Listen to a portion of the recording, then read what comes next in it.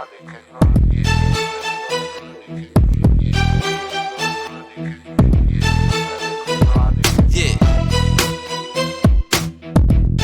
Uh-huh.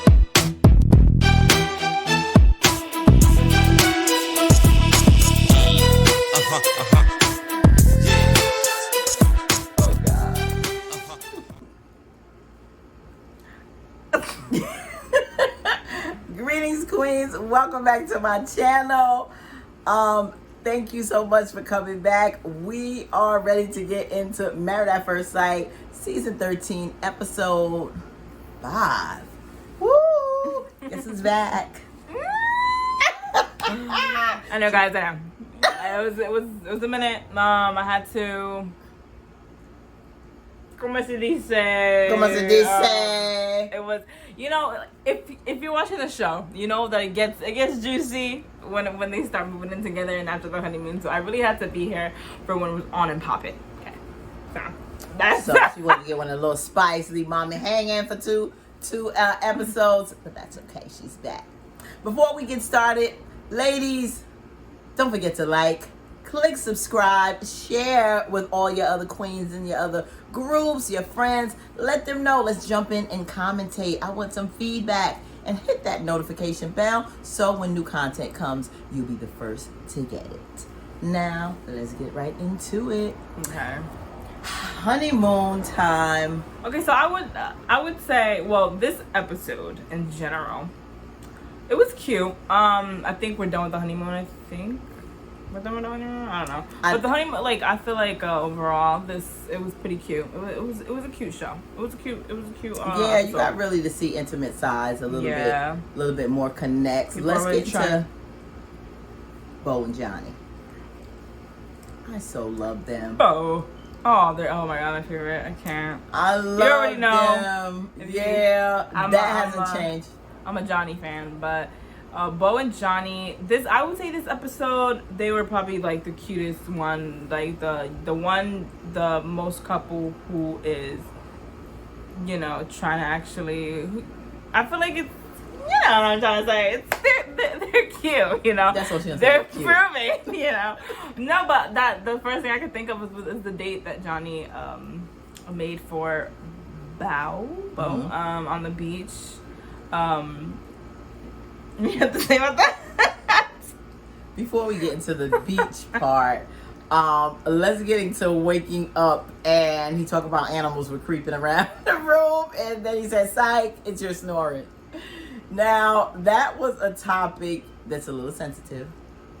Yeah, that we just learned. Yeah, that's a little sensitive for her. Yeah. She talked about her experience in camp and, not sleeping at all because she was embarrassed of the snoring. But she laughs at Johnny saying about it, but you find out towards the end that it's a sore spot because that's something that she was a little embarrassed about. And he really, Johnny tried to reassure her that's just you. Personally, I don't know why she's embarrassed of snoring. Girl. People snore. Embarrassed. And take it as it is. Take with a grain of salt. Girl, you snore. It can't be annoying. Like, she's saying maybe I need to see in another room if I'm bothering you. See, Johnny is very much into his sleep.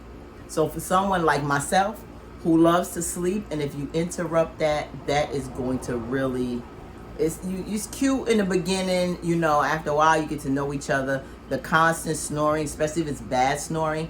I know my mother was a crazy snorer. My grandmother snored really bad.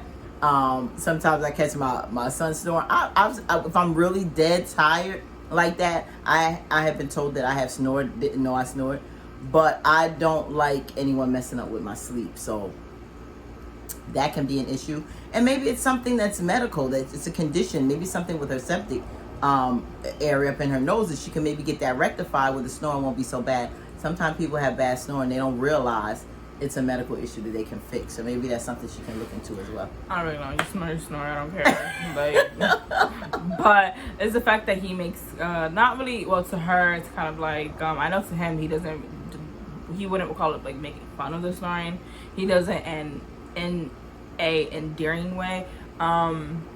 But she did say about like if she keeps like, making fun of it and like nitpicking, whatever, cracking jokes about it, that she would have to go to another room, which is a little dramatic, but Yeah, everybody has their little Achilles heel, and that's Yeah. something that I guess she'd rather, instead of being embarrassed with him, she'd just go elsewhere. But I mean, Yeah. I hope they work through that. Yeah. But the romance and picking out the items with Jose, with Yeah, that Johnny was in the really cute. store, I'm like, did you not care about the size? 2X, that top was for me. But thank you, Johnny. It didn't fit. But Bo wore it anyway. She was so happy she threw in that top. I think he could have gave her a burlap sack. She would have put it on because it was from Johnny. And he got him a nice shirt to look cute for her. And he really wanted it to be special and romantic. And I loved that on the beach. Yeah.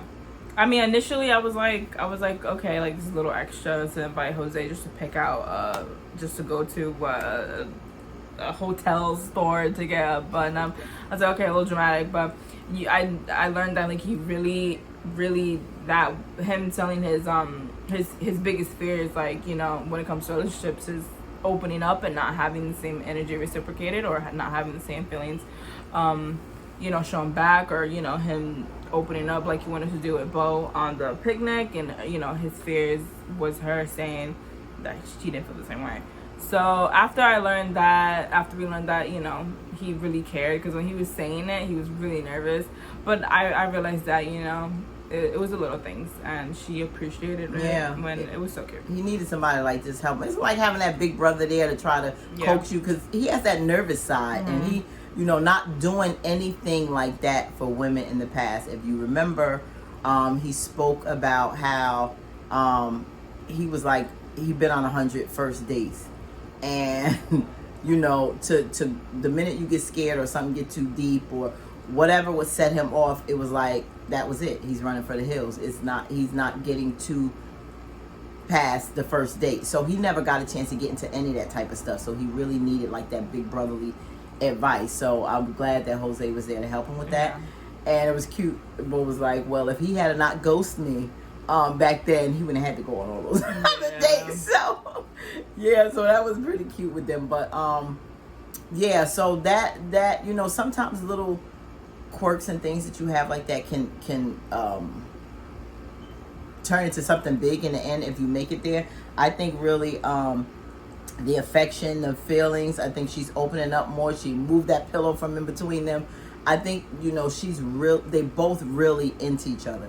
I think as long as they get out of their own way and out of their own head and work through little problems, I don't think it's a whole lot, because they're a lot alike and they know each other and they feel comfortable. So they're going to have bigger fish to fry than, you know, you snoring or, you know, those type of things. Yeah. And she likes him. She really, it shows. It's obvious. I don't see anything that can be that serious, but we'll see going ahead. But that was cute. So I think they had a pretty good week. Now, Mila and Gill. Mila. She's not, if I'm being honest, she's not on my top list. Like I do love her how she knows what she wants, and she's just that like kind of like boss woman, whatever. But it's just like, I didn't like how the fact that she didn't come down to the pool, and it's just some things she's just very bendable, and I don't really like that. Yeah. She seems to just stuck in her ways, and like it's good if you know what you want, but if you just especially when it comes to marriage, it's like I don't know. It was I don't know. She just moves a little weird for me. Yeah, it's, you know, it's one thing you don't like something about the resort. See, the thing with Mirla is that she can be pessimistic, and she sees the clouds. She don't, you know, sees the glass half empty, not half full. You know, she stays on that downer side and, you know, just pouts because the scenery and everything about the hotel is not what she wants. But you're there for an experience and to be with other couples. Yeah, you got to get the most of it.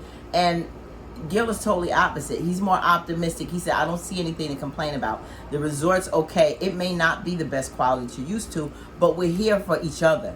We're here to be with the other couples. We're here, you know, to just gel and you know, the camaraderie and really just, you know, learn from one another and share in this experience. And to sit up in the room and not partake in that, and all the couples are out there except for you. You have another couple stuck because they're sick and dealing with, you know, sickness from, you know, the big C.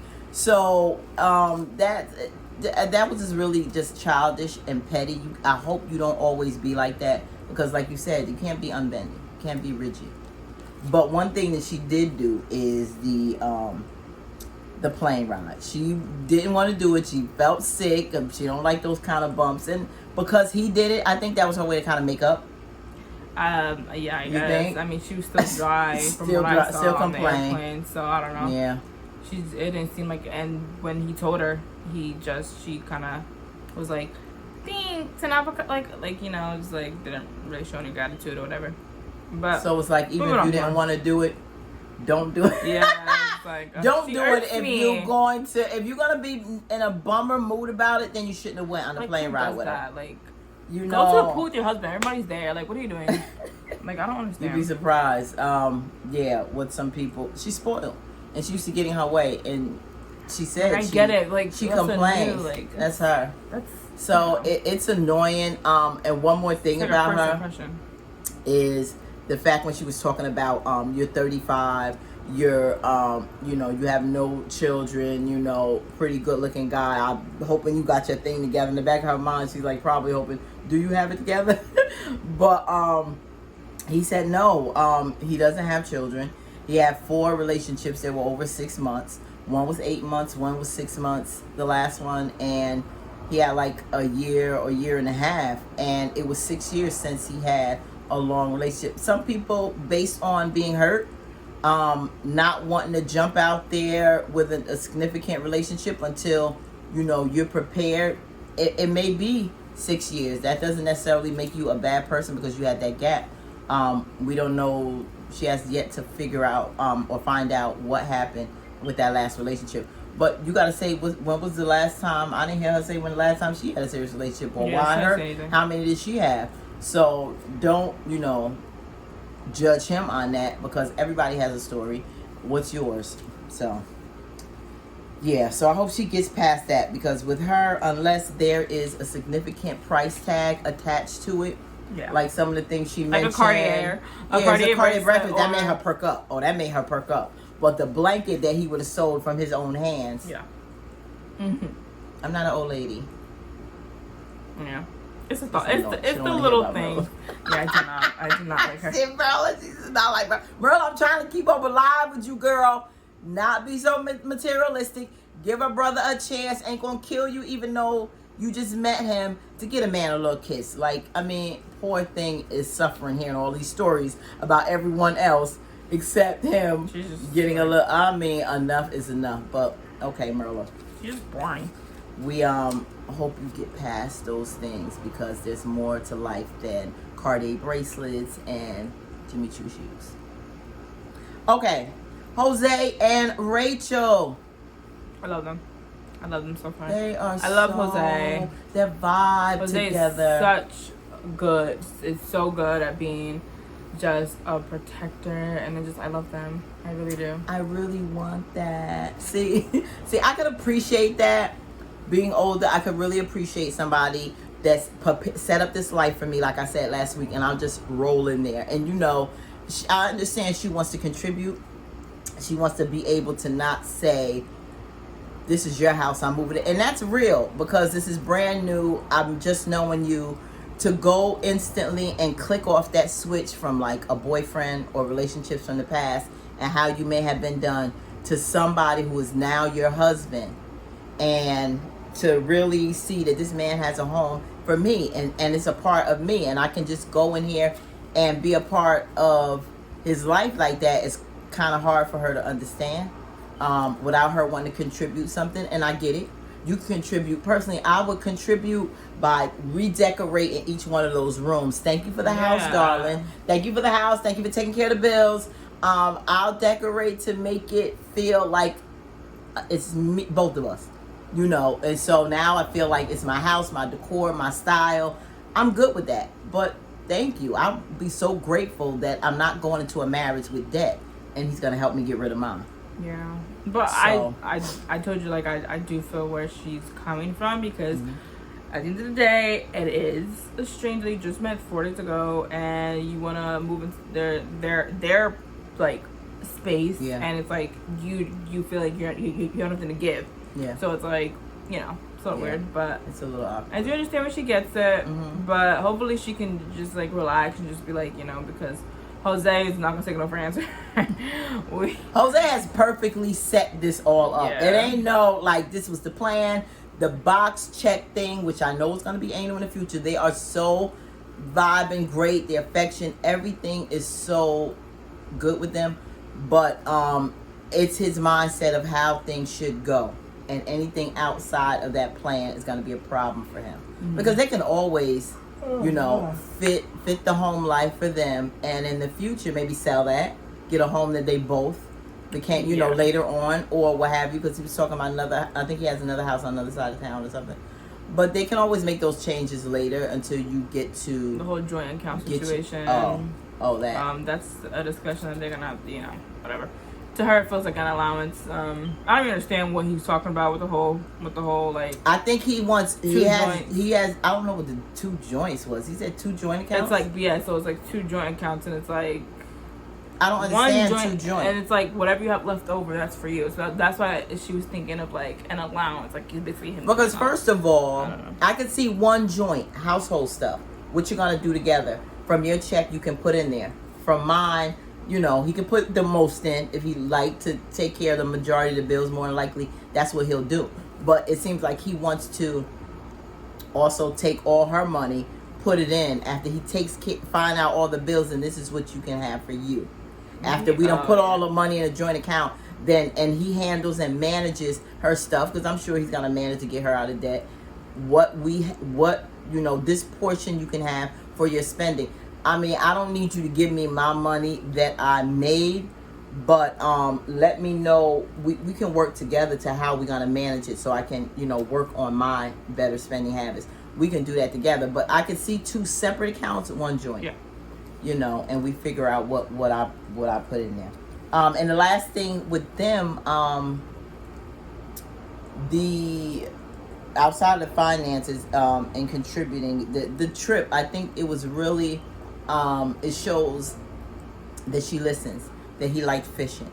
And it's good when you have a partner and you're listening to certain things. You're not just talking, you're picking up on things that interest him. And he was so touched that she liked to go fishing, and then she wanted to learn the fishing with him.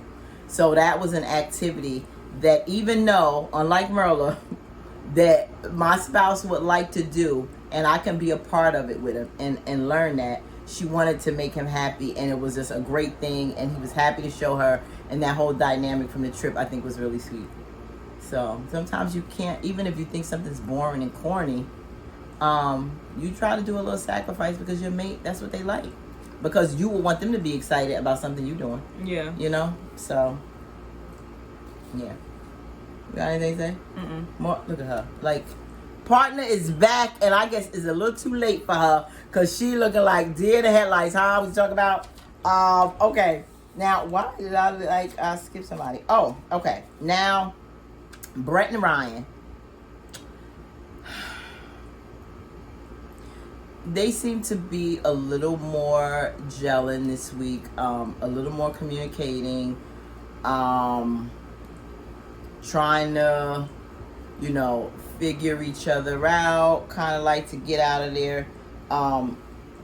He's really affectionate, Ryan, and he hopes sooner than later she becomes more affectionate, because he says he's very sexual.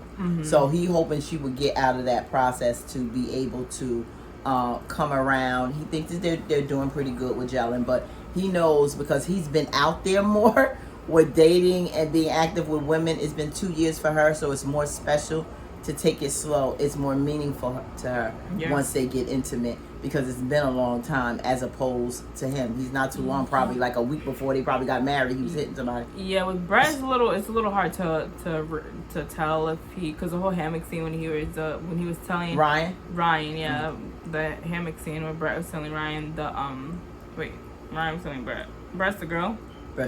Ryan was telling Brett how, you know, like, he's serious and everything. It was hard to kind of like tell if he was like serious, because like what we kind of get is like he just wants to have babies and just like get married and just like, you know. So. I think he would say whatever to try to get her around to be comfortable. Probably. Because he was like, have babies when? He was like, I have it right now if I had to. Like, excuse me, first I want to see if I even want to have children with you. Do I like you?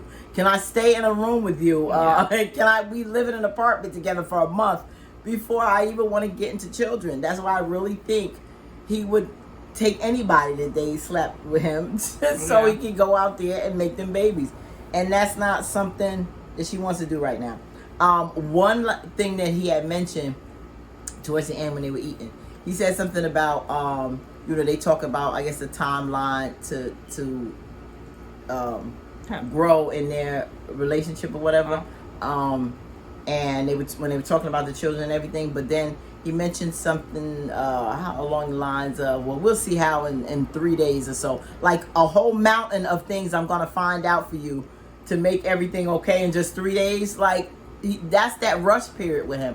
He just wants to hurry up and go through this process to just make her feel happy enough to have sex and have babies. Because that's what he wants to get to. He wants to get to that sex and having children. The after talk is on right now. I know. She's all into the after talk. We're trying to get into the talk Unfiltered. first. So that's it. Yeah, so not really much on them. They're kind of. I mean, yeah, they're kind of dry, and I